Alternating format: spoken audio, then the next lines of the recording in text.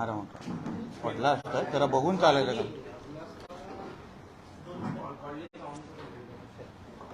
का जा बाहेर जा आता मीडिया चालू आहे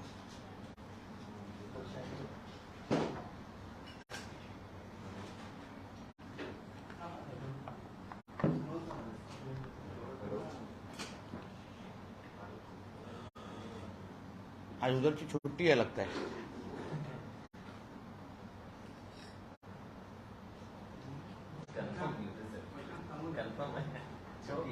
बेळगाव बाकी कोण आले नाही त्यात प्रश्न विचारणे आपणच आहात ना सुरू करायचं सांगा करणे का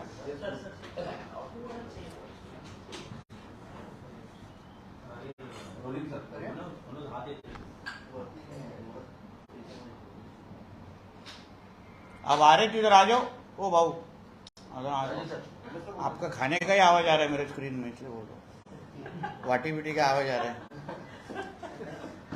हाँ आराम से आराम से वो आपके लिए ठीक है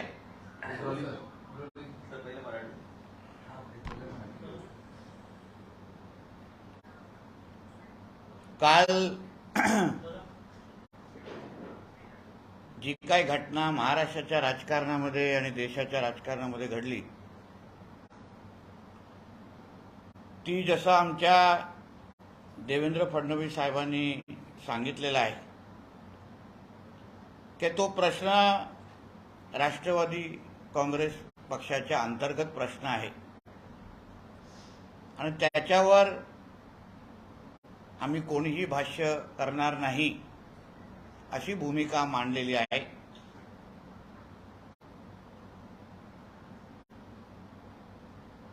आणि त्यामुळे त्याच्यावर जास्त न बोलता मी जो पहिल्या दिवसापासून एक जो मुद्दा मांडतोय माझ्या पत्रकार परिषदेमध्ये काल संजय राजाराम राऊत याचं ट्विटरवर कालच्या घटनेवर एक ट्विट आलं आणि त्या ट्विटमध्ये त्यांनी हिंदू हृदय सम्राट स्वर्गीय बाळासाहेब ठाकरे यांनी शिवसेनेमध्ये अशा पद्धतीचे राजीनामा कसा जाहीर केला होता आणि त्या ट्विटमध्ये असाही उल्लेख केला आहे की अंतर्गत घाणेरडं राजकारण या सगळ्याच्यावरून वीट आल्यानंतर बाळासाहेबांनी अखेरचा जय महाराष्ट्र म्हणून तो निर्णय जाहीर केला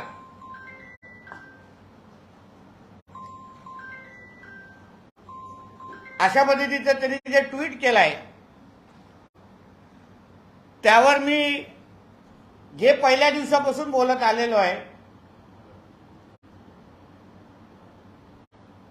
की त्या ट्विटमध्ये जे घाणेरड्या राजकारणाच्या बद्दल संजय राजाराम राऊत उल्लेख करतो शकुनी मामा जो उल्लेख करतोय ते घाणेरडं राजकारण आणि बाळासाहेबांनी जो अखेरचा जय महाराष्ट्र म्हणून जो उल्लेख केला त्याच्या मागचं कारण काय होतं तेही जरा संजय राजाराम राऊतनी आणि शकुनी मामांनी उल्लेख केला पाहिजे होता ट्विटमध्ये ह्याच लोकां म्हणजे संजय राऊत सुभाष देसाई ह्याच सगळ्या लोकांमुळे अगोदरचा एकदा राजीनामा दिलेला तो विषय वेगळा होता पण जो 92 साली जो राजीनामा आमच्या मोठ्या साहेबांनी म्हणजे बाळासाहेब ठाकरे साहेबांनी जो दिलेला आणि अखेरचा जय महाराष्ट्र उल्लेख केलेला तो संजय राऊत यांच्यासारख्या की ह्यांच्याच घाणेरड्या राजकारणामुळे जे राजसाहेब ठाकरे उद्धव ठाकरे आणि बाळासाहेबांच्या घरात जे घाणेरडं राजकारण ह्या लोकांनी सगळ्यांनी केलेलं त्यांच्या घरामध्ये आग जी लावलेली, भावाभावामध्ये भांडणं जी सुरू केलेली, त्याच्याचमुळे बाळासाहेब कर्जतच्या फार्म हाऊसला निघून गेलेले आणि मग राणेसाहेब असतील आणि अन्य शिवसैनिकांनी साहेबांकडे कर्जतकडे जाऊन साहेबांना विनंती केली आणि मग काही दिवसानंतर बाळासाहेबांनी तो निर्णय परत घेतला. मुद्दा माझा एवढाच आहे की संजय राऊत सारखा माणूस, जो मी वारंवार बोलतोय, हा घरात घेण्याच्या लायकीचा नाहीये. हा घरात घेतल्यानंतर त्या घराचं वातावरण कसं खराब करायचं, भांडणं कशी लावायची, ह्याच्यावर ह्याची रोजीरोटी चालते, ह्याच्यावरच ह्याचे धंदे चालतात. आणि तेच तो आता पवार साहेबांच्या घरात सातत्याने करताना दिसतोय. म्हणजे पहिलं बाळासाहेबांचं घर तोडलं आणि आता तुम्ही सातत्याने बघत असाल, पहिलं अजितदादांच्या विरोधात बोलणं, आता एका बाजूनी अगर त्यांच्या पवार कुटुंबाच्या संदर्भात कुठलाही वैयक्तिक विषय असेल, महाराष्ट्राचा कुठलाही राजकारणी त्याबद्दल बोलत नव्हता. पण एकमेव संजय राऊत होता ज्यांनी अजितदादांच्या विरोधात भाष्य केलं. ह्याला कोणी अधिकार दिला? ह्याला काय गरज पडली? जे काय पवार कुटुंबे म्हणून करायचं ते आपसात बघून घेतील. पण तू आग लावायला कशाला पुढे जातोस? नेहमी सगळ्या घरामध्ये तोंड काळं करायला कशाला जातोस? आधुनिक शकुनी मामा आहेस काय तू? जे बीकेसीला जी वज्रमूठ सभा झाली तिथे वारंवार अजितदादांचा ह्यांनी स्वतःने अपमान करायचा प्रयत्न केला. तुमच्या सगळ्यांकडे त्याचे व्हिज्युअल असतील वज्रमूठ सभेचे, तुम्ही मुद्दामून बघा. जेव्हा अजितदादा स्टेजवर आले आणि सगळ्यांना भेटत पुढे जात होते, तेव्हा हा कसा भेटला त्यांना बघा. त्यांच्याकडे बघत पण नव्हता, आकडून उभा होता. आणि मग भाषण करत असताना अजितदादांचे गौडवे गायला लागला. म्हणजे शकुनी मामाला पण लाज वाटेल की हा माझ्यापेक्षाही जास्त कपटी आहे. शकुनी मामा बरा होता असं बोलण्याची वेळ आलेली आहे.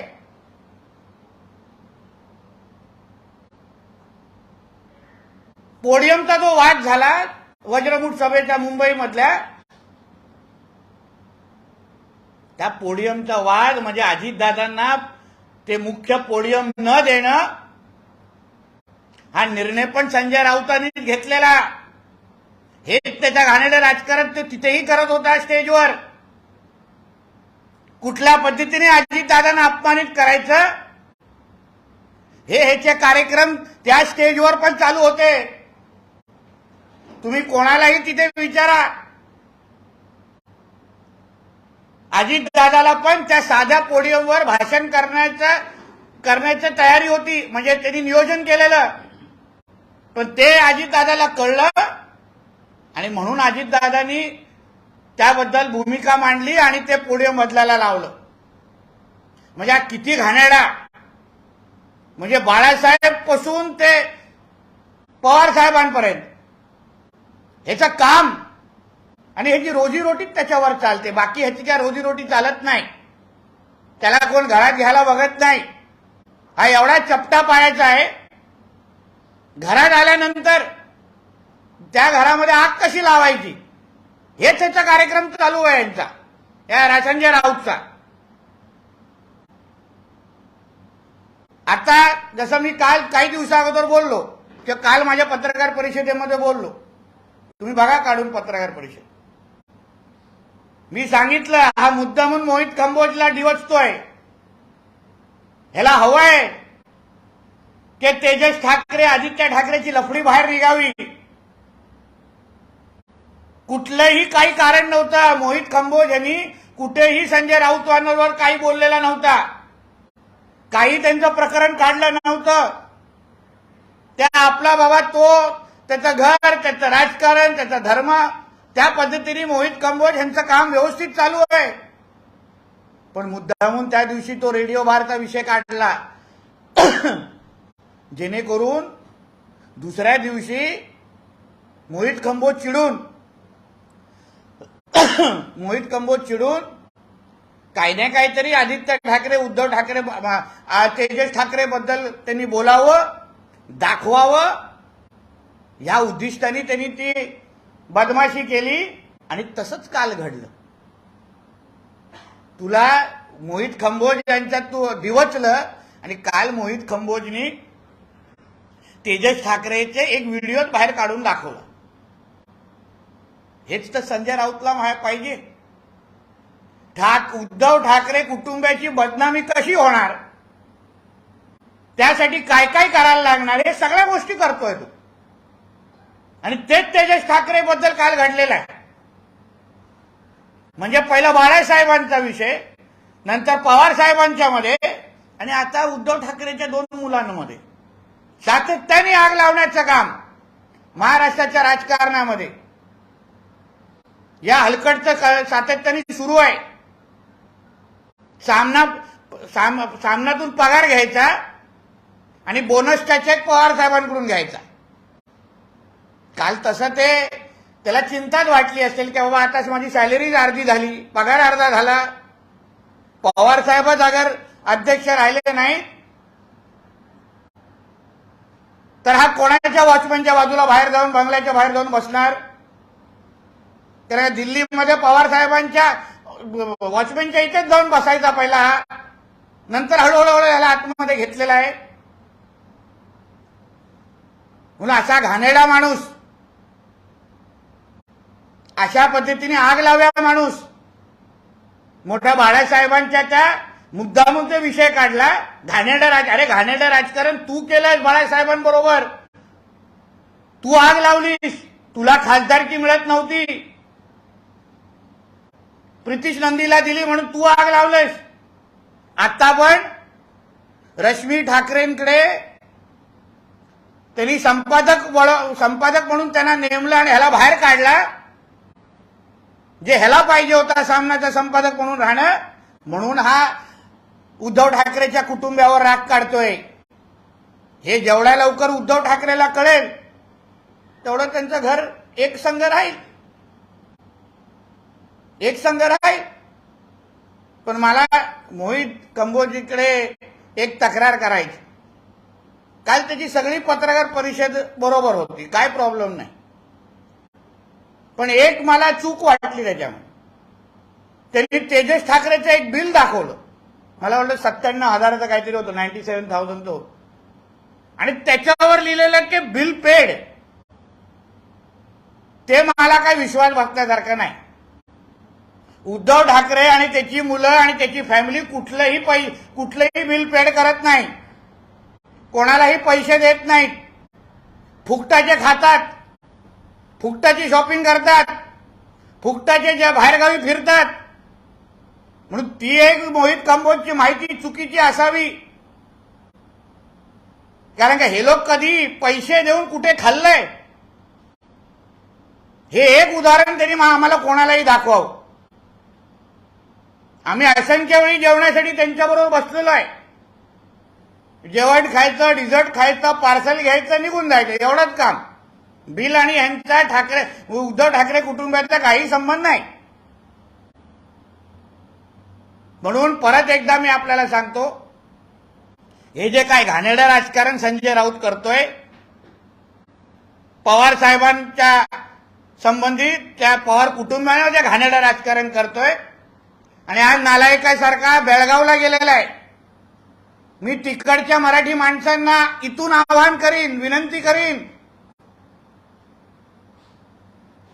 की तुमच्याकडे जो कार्टा भाषण द्यायला येतोय, तुम्ही एक जणांनी, माझ्या मराठी बांधवांनी बेळगावातल्या ह्याला विचारावं, अरे बाबा तू इथे येतोयस मराठी माणसासाठी येतोयस, पण पत्राचाळचं काय झालं?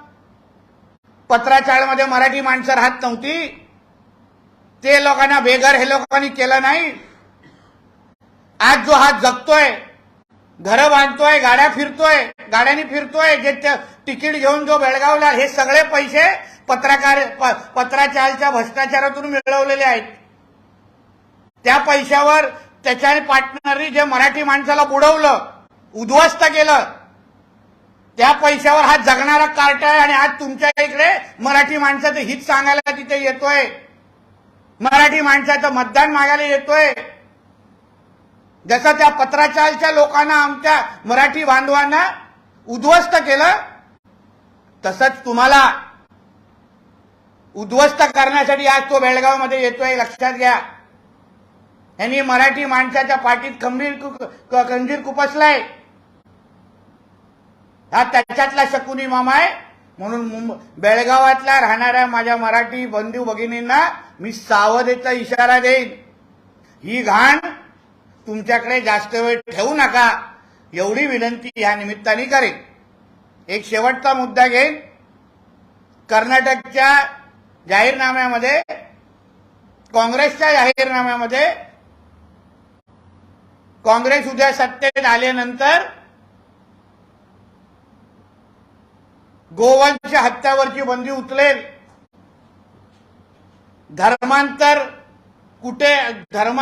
विरोधी जे कायदे आहेत ते कायदे परत घेईल. त्याचबरोबर हिंदू धर्माच्या रक्षणासाठी लढणाऱ्या, दिवस रात्र मेहनत करणारे आमची बजरंग दल, त्या संघटनेला पॉप्युलर फ्रंट ऑफ इंडिया सारख्या दहशतवादी संघटनेवरची तुलना करून त्याच्यावर बंदी घालू अशी मागणी केलेली आहे. मला महाराष्ट्रातल्या काँग्रेस नेत्यांना विचारायचं आहे, जे तिथे जाऊन प्रचार करतायत, की तुम्ही याबद्दल तुमची भूमिका स्पष्ट करा. माझ्या महाराष्ट्रातल्या हिंदू समाजाच्या लोकांना मला विनंती करायची आहे की हाच काँग्रेसचा अजेंडा आहे, हाच महाविकास आघाडीचा अजेंडा आहे. गौंच्या हत्यावरची बंदी उचलणारे लोक, धर्मांतर कायदे परत घेणार, म्हणजे राजरोस पद्धतीने आमच्या हिंदू भगिनींचा धर्मांतर होत असेल तर काँग्रेसचं त्याला समर्थन आहे. बजरंग दल असेल, विश्व हिंदू परिषद असेल, हिंदू जागरण असेल, ह्या असंख्य ज्या संघटना आहेत जे हिंदू धर्माच्या रक्षणासाठी काम करतात, त्यांना हे पॉप्युलर फ्रंट ऑफ इंडिया आणि रजा अकॅडमीशी तुलना करतायत. ज्या अतिरेकी संघटना आहेत, ज्या अतिरेकी कारवाई करतात. म्हणून यावर महाराष्ट्रातल्या काँग्रेसच्या नेत्यांनी भूमिका स्पष्ट करावी, एवढी विनंती आपल्याला करतो. आणि शेवटचा मुद्दा, आज दुपारी 1 वाजता मी माननीय सुधीर भाऊंना the Kerala story tax free करावं या विनंती करण्यासाठी मी आज 1 वाजता त्यांना भेटतोय.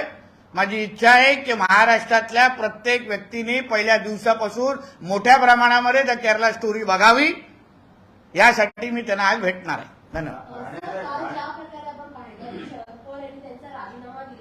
दुसरीकडे राज्याचे माजी मुख्यमंत्री पृथ्वीराज चव्हाण यांनी एक वक्तव्य केलं की महाविकास आघाडीमध्ये राष्ट्रवादी राहील की नाही याची शाश्वती देऊ शकत नाही आणि शरद पवारांचा राजीनामा समजतो. कुठेतरी महाविकास आघाडीमध्ये एकजूट राहिलेलीच नाहीये असं दिसून येत आहे का? ते मॅडम सरळ स्पष्ट आहे ना, पहिल्या दिवसापासून आम्ही तेच बोलतोय. मी तेच तर म्हणून तुम्हाला वज्रमुठ सभेची माहिती दिली ना, व्यासपीठावर काय होत होतं अजितदादांबरोबर. आणि तेच पृथ्वीराज चव्हाण साहेबांनी तिथे कर्नाटकमध्ये जाऊन अगर असं वक्तव्य होत असेल तर हे महाविकास आघाडीचा अर्थच राहिलेला नाही. आता कशाला महाविकास आघाडी म्हणून नाव आणायचा? तो बांधलेली दोरी ती सत्तेची होती आणि ती दोरी आता सुटलेली आहे, एक लक्षात घ्या. राणे साहेब, काल तुम्ही म्हटलं होतं अजितदादांना सगळंच माफ ते करमुक्त आहे, त्याच्यानंतर शरद पवारांचा राजीनामा आला आहे, महाविकास आघाडीमध्ये अस्वस्थता आपण बघतोय. तुम्हाला अजूनही असं आहे काही राजकीय भूकंप होईल असं वाटतंय? मी काय आता त्या मेट डिपार्टमेंटमध्ये काय काम करत नाही, हवामान डिपार्टमेंटमध्ये. पण मला एवढंच माहिती आहे की बाबा अजितदादा करमुक्त आहेत, त्यांना सगळं माफ आहे. बाकी तुमच्यासारखा ज्येष्ठ पत्रकार समजदार आहे.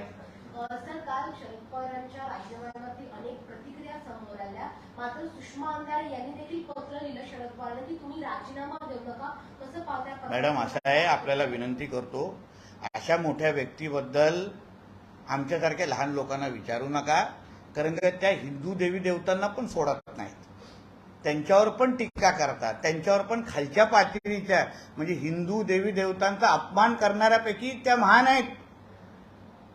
बाळासाहेबांबद्दल अपशब्द बोलणाऱ्या त्यापैकी महान आहेत. तर एवढ्या मोठ्या नेत्याबद्दल आमच्यासारख्या लहान त्या हिंदू धर्माच्या देवदेवतांना सोडत नाहीत, बाळासाहेबांना सोडत नाहीत, तर मग त्यांच्याबद्दल आमच्यासारख्या लहान कार्यकर्त्यांना काय विचारतात? सर, संजय राऊत संदर्भात नाना पटोले सांगितलं की ते आमचे प्रवक्ते नाही, कारण त्यांनी राऊतांनी सांगितलं होतं मल्लिकार्जुन खळगे अध्यक्ष असले तरी निर्णय सर्व राहुल गांधी घेतात. म्हणजे मग नाना पटोले बोलतो की तो आमचा प्रवक्ता नाही, अजित पवार बोलतो तो आमचा प्रवक्ता नाही, पवार साहेब स्वतः बोलतात की त्याच्याशी ते असे माणसं म्हणजे ह्यांची काय त्याची काय गिनतीच केलेली नाही. म्हणजे तो नेमका, मी तेच तो बोलतो, राजकीय लावारीस आहे. दुसऱ्याचे बाप मोजण्यापेक्षा बाबा तुझा बाप कोण हे पहिले संजय राऊतनी सांगा ना आम्हाला. कारण का नाना पटोले तुला मोजत नाहीत, अजितदादा मोजत नाहीत, पवार साहेब मोजत नाहीत, तू उद्धव ठाकरेंच्या घरात भांडणं लावतोय, तर तू आहेस कोण? तुझं आडनाव काय? पासपोर्टवर बघायला पाहिजे, नावाच्या बाजूला सगळं खाली ठेवलेलं असेल, अनोळखी पासपोर्ट म्हणून. त्यामुळे स्पष्ट आहे की महाविकास आघाडीमध्ये ऑल इज नॉट वेल. सरळ स्पष्ट आहे ना, त्याच्यामध्ये परत परत शिक्कामोर्तब करायची काय गरज आहे? म्हणजे संजय राऊत सारखा लावारीस माणसाची अगर इज्जत नसेल आणि तोच मोठा स्वतः महाविकास आघाडीच्या बाजूने बोलत असेल तर मग महाविकास आघाडीला अर्थच राहत नाही ना. नीतीश जी, हिंदी में एक बात लिख कर दीजिए कि कल जो कुछ भी एनसीपी में हुआ उसका अंदेशा किसी को नहीं था, लेकिन इसके पीछे की वजह क्या लगती है बीजेपी को? आपका क्या रिएक्शन है और क्या कोई बाहरी शख्स है जिसकी तरफ आप इशारा कर रहे हैं, कुछ ऐसे दूसरी पार्टी के नेता जो एनसीपी में या पवार परिवार में दरार पैदा कर? एक पहले आपको बोलता हूं कि जो कुछ कल एनसीपी में हुआ वो उनका अंदरूनी मामला है. उस बारे में हमारे देवेंद्र फडणवीस जी ने भी भूमिका स्पष्ट की है कि उस बारे में हम लोग कुछ बोलेंगे नहीं. मगर जो संजय राजाराम राउत ने कल जो ट्वीट किया और वो ट्वीट में एक पुराना बालासाहेब ठाकरे जी के बारे में एक रेफरेंस दिया कि बाला साहब ने कैसा रेजिग्नेशन दिया था और तभी उन्होंने अंदरूनी जो उनके झगड़े थे उससे गुस्सा होके उन्होंने आखिरी का जय महाराष्ट्र कैसे कहा था. तो मैं संजय राउत को याद दिलाना चाहता हूं और मैं महाराष्ट्र को याद दिलाना चाहता हूं कि जो आज पवार कुटुंब में हो रहा है, फैमिली में जो आग लगाने की कोशिश कर रहे हैं, वही उस वक्त बाला साहब ठाकरे के भी फैमिली में आग लगाने वाले यही संजय राउत था. इसी के जैसे बदमाशों के वजह से बाला साहब ने आखिर में वो डिसीजन लिया. उनको उनके घर में राज साहब ठाकरे, उद्धव साहब ठाकरे और बाकी के फैमिली मेंबर्स में झगड़ा लगाने वाला यही था, जो आज पवार कुटुंब में, पवार फैमिली में वही आग लगाने की कोशिश कर रहा है. और उसको कल रात को उसको सुकून की नींद आई रहेगी कि मैंने अपना काम पहले बाला साहब ठाकरे जी को के फैमिली को तोड़ा, अभी पवार फैमिली को तोड़ रहा हूं और आगे जाके उद्धव ठाकरे के दो बेटों में भी मैं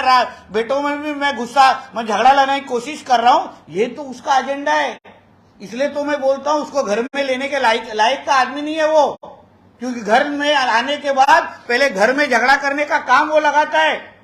जैसे आपने देखा होगा अजित पवार को, जब ये सब कुछ चल रहा था, अजित पवार के खिलाफ सबसे पहले किसने बोला? संजय राउत ने बोला. किसने अधिकार दिया उसको? पवार साहब ने बोला था कि हमें मेरे खुद के रिश्तेदार के बारे में तू बोल, तो इसने पहले आग लगाया.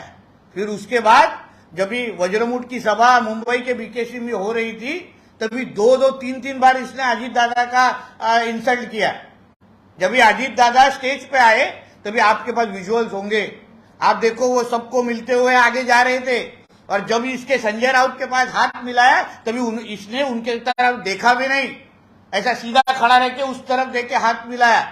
दूसरा, जो पोडियम की कंट्रोवर्सी हुई कि बाबा बाकी नेताओं को एक सादा पोडियम देना और उद्धव ठाकरे के लिए अलग पोडियम रखना, तो ये सारी गंदी राजनीति ये संजय राउत की थी।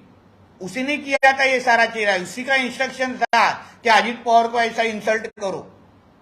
और इसलिए जब ये अजित पवार जी को समझा तभी दादा ने उसके बारे में भूमिका ली और इसके लिए पोडियम वापस रखा गया। तो ये आदमी संजय राउत, ये जो शकुनी मामा इसको बुलाते, ये शकुनी मामा बाला साहब से लेके पवार साहब से लेके अभी उद्धव ठाकरे तक, जैसे कल आपने मोहित कंबोज जी का पत्रकार परिषद देखा होगा, वहां भी अभी देखिए कुछ भी मोहित कंबोज जी ने ये संजय राउत के खिलाफ कुछ बोला नहीं था, कुछ स्टेटमेंट नहीं दी थी, तो भी इसने मोहित कंबोज के को जानबूझ के उंगली क्यों की? कि वो चाहता है कि मोहित कंबोज आदित्य ठाकरे और तेजस ठाकरे को बदनाम करे, ताकि इसका शिवसेना के ऊपर से कंट्रोल जाए नहीं, इसकी नजर, इसकी ताकत कम हो नहीं। इसलिए वो दो भाइयों के बीच में आग कैसा लगाना, ये उसका काम अभी चालू है और ये वो बराबर से ये माध्यम से कर रहा है। इन सारी चीजों से संजय राउत को हासिल क्या होगा? संजय राउत खुद सांसद है, क्या वो पार्टी में अपनी जगह बनाने के लिए सब काम करते हैं? ठाकरे परिवार या पवार, उसका रोजी रोटी है, उसको समझ में, आपको समझ में, उसकी रोजी रोटी इसके ऊपर चलती है। मतलब बाला साहब के साथ यही गंदी राजनीति की, पवार साहब के साथ यही कर रहा है और उद्धव जी के साथ भी कर, उसकी रोजी रोटी है। ऐसे आदमी लोगों को यही चाहिए रहता है कि किसका घर तोड़ना, उसके ऊपर उसका रोजी रोटी चलता है, उसके ऊपर उसको मोबाइल का बिल भरता होगा, पेट्रोल का पैसा लेता रहेगा, ये उसका रोजी रोटी है और क्या है। और अभी गए किधर बेलगांव में प्रचार करने को, उसको मैं बोलूंगा अरे नालायक, तेरे को हिम्मत होगी तो बेलगांव जाने के पहले पत्राचाल में जाके पहले खड़ा रहे। वहां भी मराठी आदमी लोग थे जिनको तूने बेघर किया, जिनको बर्बाद किया, यही वो संजय राउत था। इसी ने उनको घर से उनको रास्ते पे लेके आया और उनका पैसा खाना, भ्रष्टाचार, करप्शन करने वाला, 100 दिन अंदर रहने वाला यही संजय राउत है जो आज बेलगांव में जाके भाषण देने वाला है। इसलिए मैं वहां के मराठी लोगों को विनंती करूंगा, रिक्वेस्ट करूंगा कि ऐसे गंदगी को आप उधर लो मत, ये गंदगी है, इसको साफ करो, इतना ही मैं कहूंगा। संजय राउत कल इतना सब कुछ एनसीपी में हुआ, शरद पवार से मिलने रही है। सामान्यतः ये कहा जाता है कि शरद पवार के बहुत करीबी है, शरद पवार उनके गुरु है। जो एजेंडा था आपके आरोपों के मुताबिक वो हो चुका, इसलिए संजय राउत दूर से ही आप देखो, आपके सवाल में ही मेरा जवाब है। आप समझ लो ना, जो आदमी को अपना काम खत्म होने के बाद उसको खुशी होगी, उसको रात की अच्छी नींद लगी रहेगी, इसलिए बेटी के नाम पे वाइन की कंपनी की है उसने, एक आराम से, मतलब अभी समझ जाओ, आराम से अच्छी नींद मिली रहेगी, इसलिए सो गया होगा आराम से, कि उसको मालूम है मैंने जो हाथ में एजेंडा लिया तो सक्सेस हो गया। जैसे बाला साहब के घर में झगड़ा लगाया राज साहब उद्धव ठाकरे के बीच में, वैसे अभी पवार साहब में लगाऊंगा। अभी अगला टारगेट आदित्य ठाकरे और तेजस ठाकरे। और जो मैं बोल रहा हूं देखो वो वैसा ही हो रहा है। मैंने कल भी बोला था, 2 दिन पहले ही बोला था, पहले पत्रकार परिषद से बोल रहा हूं कि ये चाहता है कि मैं उद्धव ठाकरे, आदित्य ठाकरे और तेजस ठाकरे के बारे में बोलूं, और वो कर रहा है उस तरीके से, वैसा आप उसको वॉच रखो। शेवटचा प्रश्न करतात, काल राजीनामाचं नाट्य झालं, त्यामध्ये एक गोष्ट राहून गेली. शरद पवारांचं काल पुस्तक प्रकाशित झालं, त्यामध्ये असा एक उल्लेख केला होता की उद्धव ठाकरेंना मुख्यमंत्री केल्यानंतर शिवसेनेमध्ये फूट म्हणा हे मला माहित होतं, मात्र शिवसेनेचं नेतृत्व कमी पडलं, आपल्या लोकांना त्याच्यामध्ये सामावलं. आज समजून घ्या, पवार साहेबांसारखा देशाचा ज्येष्ठ नेता अगर तसं बोलत असेल तर आम्ही जे बोलत होतो त्याच्यावर शिक्कामोर्तब होतं ना. म्हणजे आम्ही अगर उद्धव ठाकरेच्या नाकारतेवर आम्ही बोट ठेवत होतो, काय अतिशय कुचकामी असा मुख्यमंत्री आहे, त्याच्यावरच आमच्या पवार साहेबांनी शिक्कामोर्तब करून टाकला. म्हणजे आम्ही लोक बोलणं, विरोधी पक्ष बोलणं, आणि ज्या नेत्यांनी महाविकास आघाडीला आकार दिला, जन्मदाते आहेत, त्यांनी अगर असं बोललं तर सर्टिफिकेशन झालंय की उद्धव ठाकरे महाराष्ट्राच्या इतिहासामध्ये सर्वात कुचकामी आणि निष्क्रिय मुख्यमंत्री म्हणून कोण असेल तो उद्धव ठाकरे. आता ते अधोरेखित काल झालेला आहे. सर इसी को हिंदी में बता दीजिए। उद्धव ठाकरे को लेकर अपनी किताब में उल्लेख किया है उन्होंने कि शायद उनका कैलकुलेशन ऐसा नहीं था कि शिवसेना में इतनी बड़ी फूट पड़ सकती है और उद्धव ठाकरे अपने शिवसेना पर अपनी पार्टी को एमबीए में रहते हुए संभाल नहीं पाए, बतौर मुख्यमंत्री वो पार्टी को नहीं हैंडल कर पाए, अपने नेताओं को नहीं हैंडल कर पाए। नहीं, जो हम लोग आज तक बोल रहे थे, आज तक जब बीजेपी के लीडर, जब भी हमारे शिंदे साहब के साथीदार जब बोल रहे थे, तभी उसको राजनीतिक टीका या क्रिटिसाइजेशन देख रहे, सबकी तरफ देख रहे थे. आज जो पवार साहब ने महाविकास आघाड़ी बनाई, खड़ी की, वो पवार साहब ने अगर इस तरीके का ऑब्जर्वेशन दिया है, हाँ, निष्कर्ष दिया है, तो फिर अभी वो हम जो बोल रहे हैं उसके ऊपर सर्टिफिकेशन मिल गया ना हमको कि महाराष्ट्र के इतिहास में सबसे कमजोर मुख्यमंत्री ये उद्धव ठाकरे ही था. ये कल उसको certification mill Gaya. Thank you.